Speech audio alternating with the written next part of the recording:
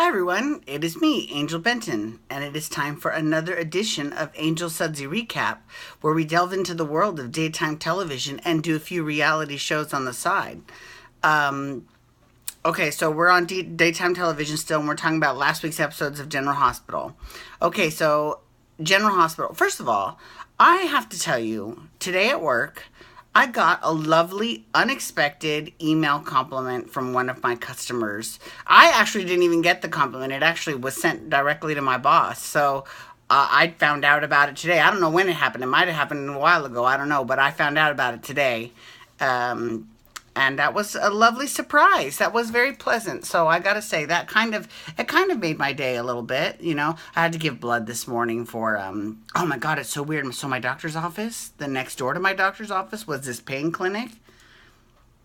But now my doctor's taken it over and the facility is huge. Like, it's pretty crazy.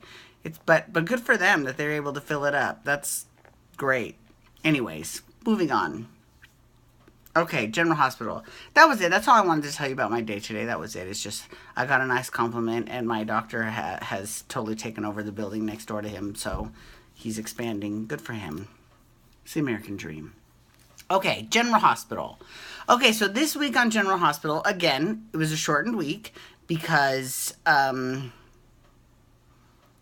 Memorial Day. It was a holiday. We knew it was going to be a short week. But I will give the CBS soaps credit. Not only did the CBS soaps have something airing on Memorial Day, they had original programming, because normally they'll just air a repeat. And that's how we do get to see a lot of good classic episodes, like that one with Eve Howard that they aired at Christmas time that was so pretty. But, you know, now that, you know, so then you know kind of who the players are and who's been around for a long time, et cetera, et cetera. So I don't normally knock them for that, but this is even more impressive because not only were they the only ones to have original programming, they were the only networks to have any daytime programming at all in terms of daytime dramas. So I give CBS major props, so good for you. However, this week, my boo goes to Days of Our Lives because today was Comey's big hearing, right? And they did take my advice and they started it on the morning. It was at 10 a.m. Their time. So it was 7 a.m. our time here that it started. So, you know, 9 times out of 10, unless it runs for more than, 4 hours, you're not going to bust into any soaps.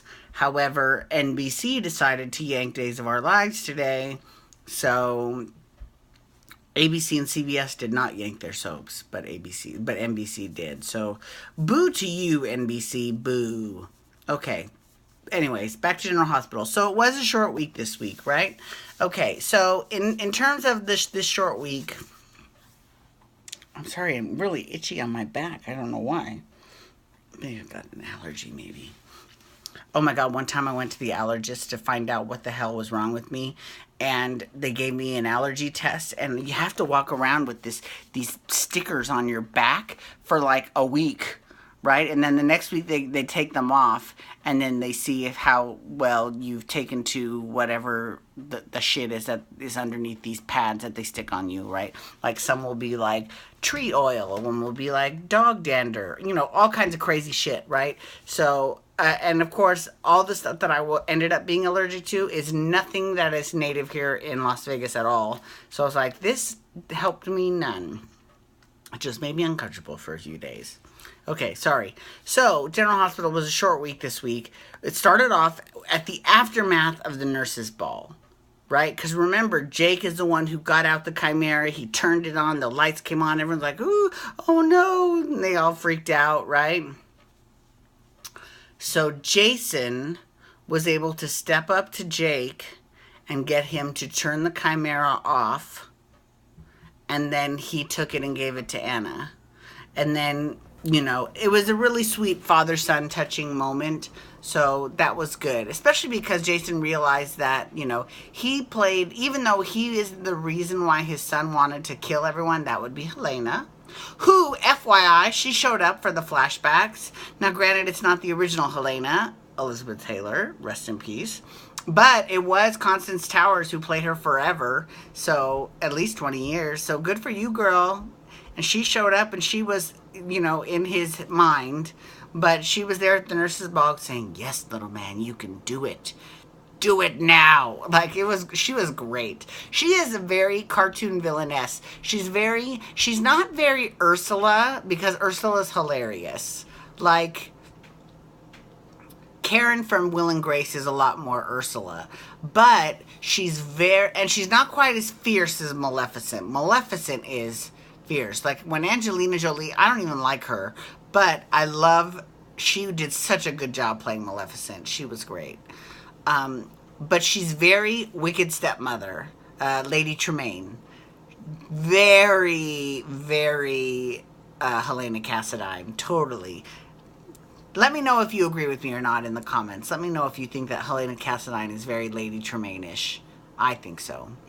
But anyway, so they were able to and then Anna was able to, this is part of the storytelling that I'm not really understanding.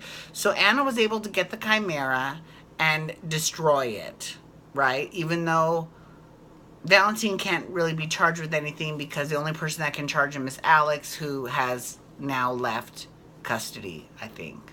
I don't know. I'm not sure. But all of a sudden, these two guys with guns come in to try to take the Chimera, and they end up shooting Valentine. And so Valentine ends up in the hospital, and Nina ends up reconciling, because before that, he sang this, sappy song at the nurse's ball, and, it wasn't a song that I had even heard of, so I'm not quite sure. Well, I'm sure it was probably some hit song when it came out, I guess. I've never heard of it before. And you know me and my brain on music. If I heard a piece of music, you know that I will remember that shit. But I don't remember that song ever. So, anyways, Lucy, Nina, I love me some Lucy Coe though. Nina was like real touched, and so that combined with him getting shot and being in the hospital, she went right back to him, of course. Okay, and then and then Lulu, god damn it, I swear to God, she does not know when to shut the fuck up, right? So she's thinking of Charlotte first, which I can't believe anyone. Carolyn Hinsey, bitch is savage as fuck. She went after Charlotte. Now, I am trying to be nice, because I know that the actress that plays her is a child, and I don't want her to think I have any issues with her, because I don't. I think she's a beautiful little girl, and she's a great little actress. I just don't like her material, and I don't care for her character. That's all. Not her characterization of the character, the actual character. So the issue is more with the writing than with her. So, but Carolyn Hinsey's like, God, I wish they would throw that bitch in a river or something like that. Like, I forget what she said, but it was so hilarious. I was like, ooh, okay, well, I'm not alone there. Okay, that's good. All right. You can hate Charlotte too. Okay, great. But she was making a point saying that we have to care about Charlotte, and, she's the same age as Emma, who we do care about because we've seen Emma grow up, right? So it's very, she was talking about how it's a tricky thing on soaps, because now Charlotte is front burner in every fucking story, it seems like.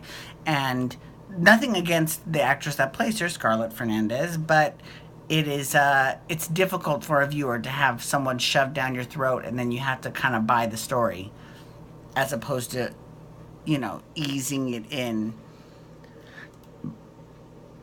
And I'll let you make the joke on that. Okay, so the last but not least, we found out that Nathan West, remember how last week, we found out that Nathan West was Man Landers, which is so clever, first of all. I can't believe that no one has ever thought of that before. That's a genius. But it's actually Amy writing an advice column for free. And we found out this week that she's also up for a book deal. Now, here's the thing. I love this rivalry between Maxie and Amy, even if it's one-sided as of now. I still love it. And I don't know why Nathan is very anti-press. It's kind of strange. He doesn't do any undercover work as a detective, so it's not like anyone would really care if, because he could have her arrested for identity theft, but she never said she was Nathan West. She just put up his picture once. So that would be a very difficult legal case. Alexis, can you chime in and let us know how, as a fake attorney, you would deal with this? Or Diane, you too. Or Scotty Baldwin. Either one, any of you. What's going on there? Yeah, if you could just chime in, let me know. That would be great.